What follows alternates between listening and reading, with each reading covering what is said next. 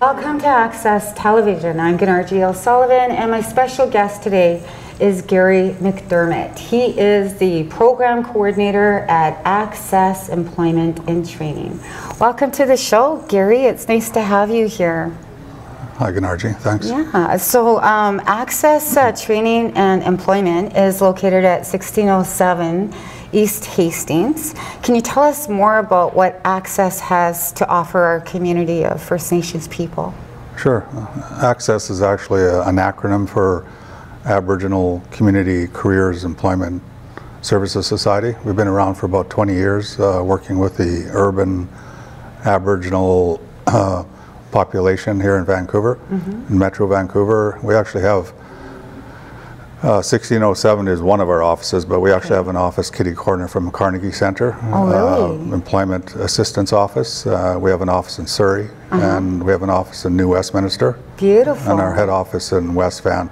But basically we provide programs for Aboriginal people to train them and get them ready for employment. Okay, so if I was a First Nations person looking for training opportunities, I would go to www.accessemployment? That's www.accessfutures.com, yes. Oh, good, okay. And I can find training initiatives in the workforce, like what new initiatives will Access be taking on this year? Yeah, well, we fund a number of programs, anything from entry-level programs to trades programs. The programs that I oversee are one of the new programs that we have coming up on starting in February is a entry to healthcare assistant program. It's in partnership with VCC, and it's for Aboriginal people. We provide all essential skills training to make sure you're successful when you take the program at VCC. You end up with a certificate. We provide you with living supports, your equipment, all the training. Anything you need to get you on your feet. Yes. That's beautiful. Well, thank you very much for sharing that information with us. I also know that this isn't the beginning of your journey as a First Nations person. You were displaced like I was during the 60 Scoop litigation, and that's what I would like to talk to you about, to have a little discussion about your journey as an adopted or fostered person. Yeah. You are aware that there are lawyers who are a part of this litigation process, that there was an announcement in February 2017 with the Trudeau government, and they were talking about beginning this negotiation process to work on a national settlement for the 60 Scoop. And now there are a number of lawyers who are heading this application process in British Columbia. We have David Klein. You know, in Winnipeg, there is a lawyer by the name of Konski and Minsky, and you've signed up with him in Alberta to begin the 60 Scoop application process. Can you first of all share your experience as somebody who has been deeply affected by the 60 Scoop? Yeah, you know, as someone who spent their entire childhood in foster care, that is, you know, an experience that, you know, has defined my life, and, you know, and still, you know, sits with me today, even though I'm 64 years old. I spent 18 years in foster care. 18 years in foster care. Permanent ward of the Alberta government, never adopted. Lived in numerous foster homes. Really? Lived in a convent. And, you know, the way I can define my experience in foster care was, you know, the first 10 years, you know, were the most traumatic. I spent almost the entire first year of my life in a hospital because of injuries that I received. While in foster care? While in a boarding home. I excuse me, I don't have full record of my the injuries that I received, but I had a fractured hip, broken bones, contusion to my eye, a number of significant injuries as an infant. Yeah. As a very young child. And that was just in my first year. And that was just in your first year. Yeah. Wow. And then I went on to experience a lot of physical, emotional, and sexual abuse. Plus spent a lot of time confined and having food withheld from me.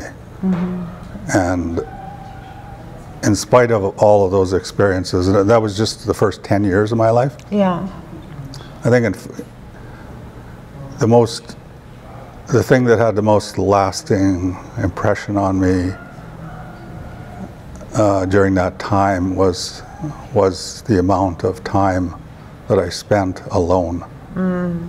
And some of that was in confinement, like in a basement, dark, no lights, no food, no company, no stimulation. And that had most impact on my young adolescence and young adulthood. Yeah, because the displacement and the disconnection from our families isolates us enough. I couldn't imagine on top of that being locked out of society and denied nutritious food and social interaction.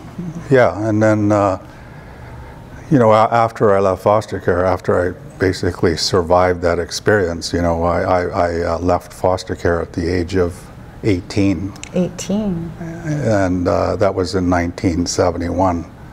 And I was alone. Had absolutely, absolutely nobody. Were you homeless? I wasn't homeless. Were you couch surfing? Basically what happened was, the foster care system had the foresight to make sure that I had an education, so I graduated from high school. Good. I also completed a college program, and I went straight to work. Good. And did you find employment right away? I did. Did you? I did. I guess I was resourceful, but I struggled. I'm not going to say it was easy because, one of the first things that happened was I discovered alcohol. Oh. And I never understood completely why I drank so much. Yeah. But the moment I took a drink, had my first taste of alcohol, I was like an instant alcoholic. Really? And I drank very destructively. For how long? For 17 years. 17 years. Yeah. And how old were you when you discovered alcohol?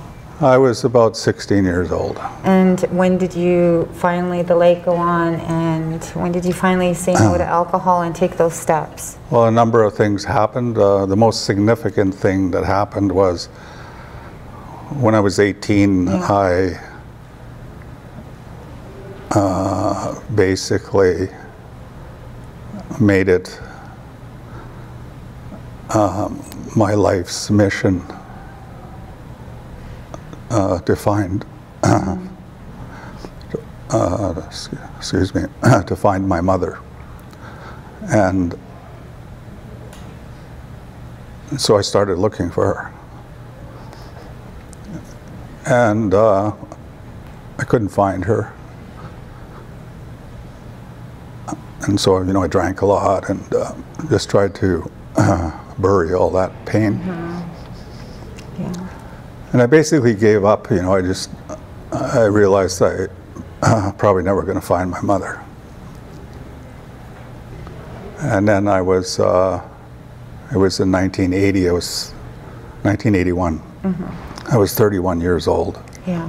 And just by sheer coincidence, it was just basically an act of God, the Creator. Yeah. After I had given up. I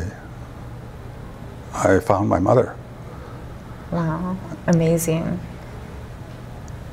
And that experience obviously was life-changing, but it took me another 6 years to quit drinking because I was so, so addicted. Mm-hmm.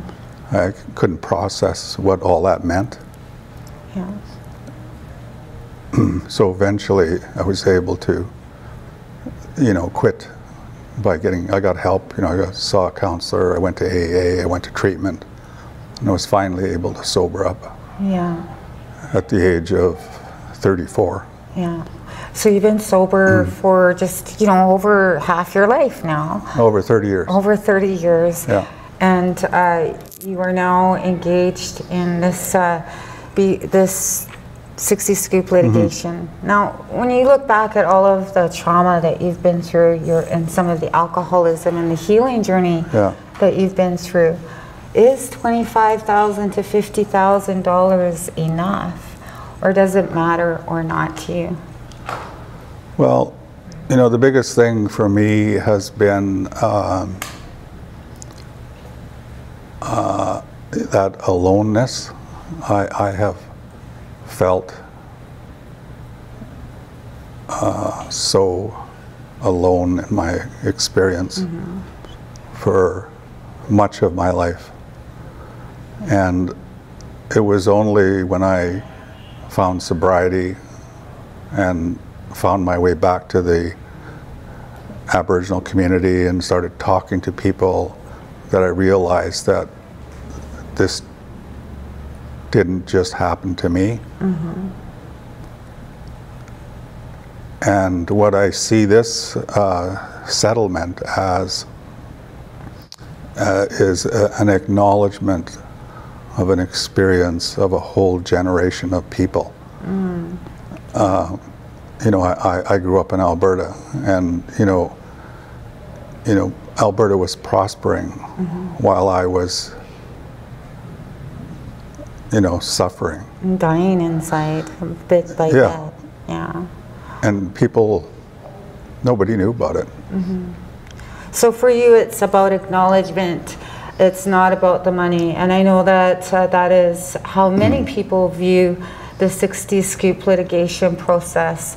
And I'm really glad that you share your opinion with us so freely and the experiences that you had as a 60 Scoop survivor. I wish you the best. Yeah. And I will follow up with you in the years to come to follow you on your journey, Gary. Thank you so much for joining us. Thank you.